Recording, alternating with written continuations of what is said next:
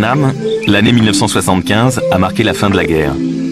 30 ans plus tard, ce pays réunifié au nord et au sud vit à l'heure du renouveau. Depuis 10 ans, il s'est ouvert au tourisme. Cette terre réconciliée a retrouvé son harmonie. La nature y reflète la quiétude d'une Asie immémoriale.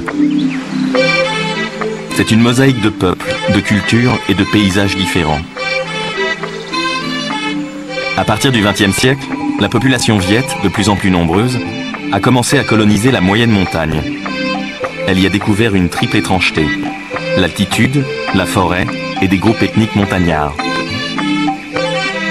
Nous allons découvrir certaines de ces populations au cours d'un trekking dans des zones encore peu parcourues par des Occidentaux.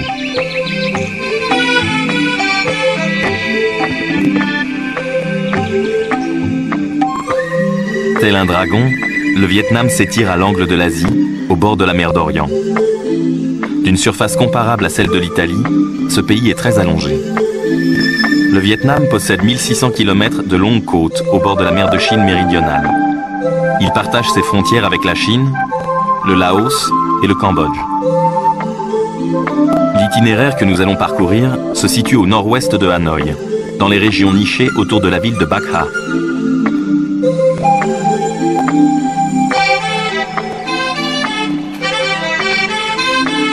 Nous allons marcher 7 jours, dans un univers splendide, bien à part, dans des montagnes étranges au relief tourmenté. Elles sont les premiers contreforts du lointain Himalaya. Marie-Odile, Robert, leurs compagnons et leurs guides vont se rendre dans ce massif qui borde la Chine. Pénétrer dans les villages pour y découvrir des peuples farouchement jaloux de leur liberté.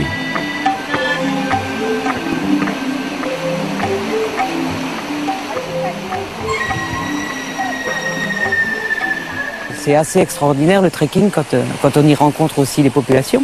Même si on ne connaît pas leur langue en fait, mais il y a plein d'échanges par le sourire, par les regards, par les mimiques. Baba, baba, baba, baba, non, baba, là-bas, baba. Le voyage, je sais pas, j'ai l'impression d'être tombé dedans quand j'étais tout petit et depuis que je suis adolescent, je voyage avec mon sac à dos et je sais pas, oui, c'est une passion, ça c'est sûr, c'est un besoin, c'est certain. Et ce voyage, pas seulement le voyage, mais le voyage à pied, c'est quelque chose qui m'est absolument nécessaire.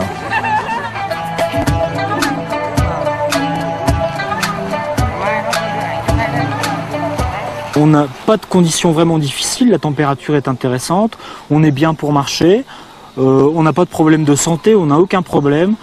Tout le monde est accueillant. Bon, il faut aimer quand même vivre dans des conditions un peu rudimentaires. Des paysans et des paysans.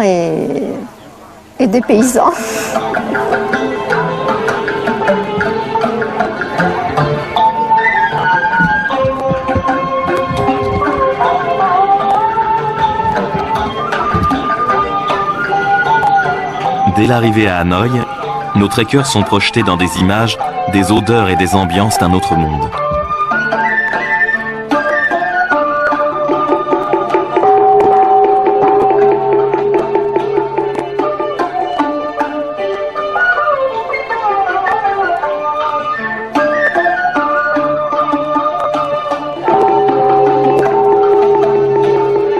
La pagode Tran Quoc, la plus vénérée du pays, se dresse au bord du lac de l'Ouest.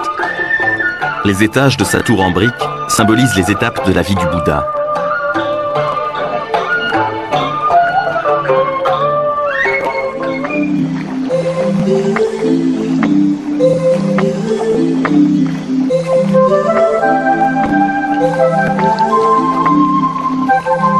Comme introduction au paysage unique de ce pays, nos randonneurs se laissent séduire par une visite de la mythique baie d'Along.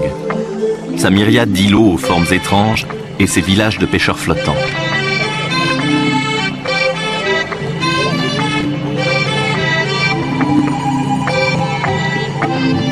Élevée par l'UNESCO au rang de patrimoine mondial, la baie d'Along est un endroit magique, où l'eau couleur émeraude est piquetée de 3000 îles percées de tunnels. Selon la légende, un énorme dragon aurait entaillé les montagnes avec sa queue. La mer se serait engouffrée dans les crevasses, ne laissant émerger que les plus hauts sommets.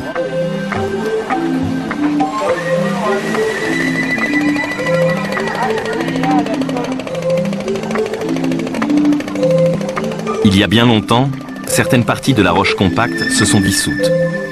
D'autres, désagrégées, ont formé ces îlots découpés en falaises vives, en excavation, et l'érosion marine s'est alors ajoutée pour accentuer l'aspect fantastique du paysage.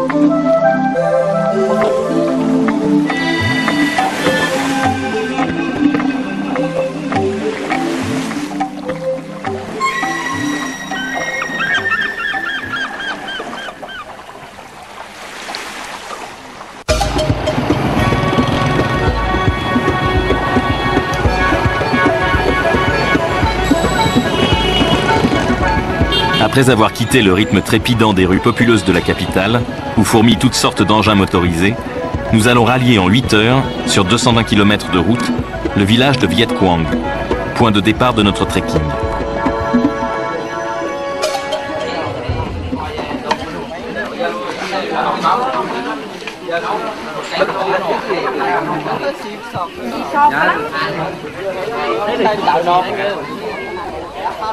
Constitué d'une population de 90% de Vietnamiens, le Vietnam, composé de 54 ethnies, est un des microcosmes ethno-linguistiques les plus complexes du monde. Premier jour à Viet Quang, le groupe de randonneurs rencontre son officier de liaison et ses 12 porteurs, sous le regard curieux des habitants. Pour ce trekking, le portage des affaires personnelles et de la nourriture de complément ne peut se faire qu'à dos d'homme. Moi, je suis citadin. J'habite à Hanoï. Je m'appelle Nguyen. Et je travaille comme le guide. Et je travaille comme le guide depuis plus de 4 ans. C'est une très belle région. Beaucoup de choses à découvrir par les gens locaux, leurs coutumes, leurs traditions, leurs costumes. Vraiment une carte encore ce qu'on appelle l'authenticité. C'est de la chimie, ça. Hein? Le chlore égale 0,1 que multiplie 35,5. C'est la région sensible, c'est-à-dire la région qui borde la Chine. C'est la région frontalière. L'officier de liaison, il est obligatoire. Il y a souvent le problème entre les trafiquants. La violence, par exemple. Il assume la sécurité du groupe.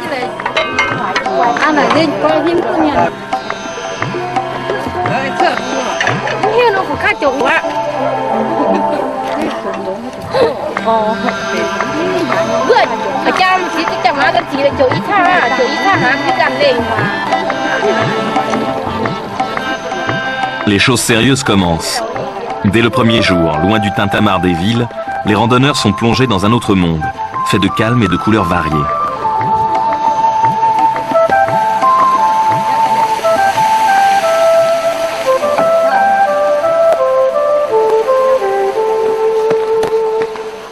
Les trekkers et leur équipe de porteurs, lourdement chargés, démarrent leur randonnée par un sentier et 5 heures de marche.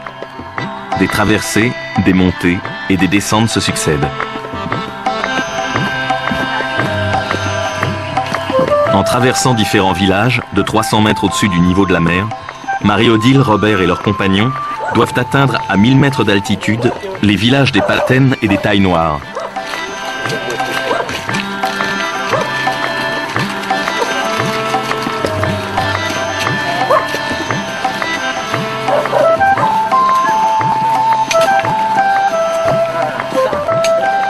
Les Tailles Noires occupent les premières pentes des zones de montagne. Ils sont venus du sud de la Chine entre le 9e et le 11e siècle et se sont établis dans les basses vallées qui surplombent le fleuve Rouge. Puis, à un étage supérieur, vivent les Hmong.